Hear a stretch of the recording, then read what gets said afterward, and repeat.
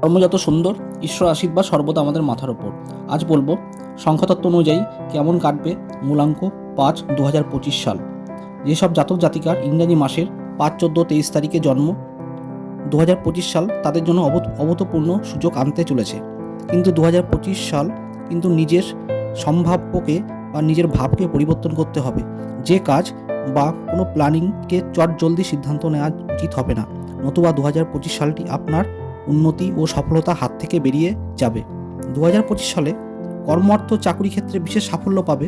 শিক্ষার্থীরা বিশেষ মনোযোগ দিতে হবে পড়াশোনায়, না হলে শিক্ষার মান ক্ষতিগ্রস্ত হবে।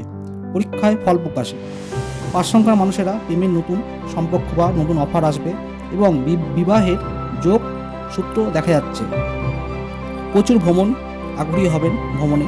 এই বছরের শারীরিক ভাব একটু নেগেটিভ দেখা যাচ্ছে।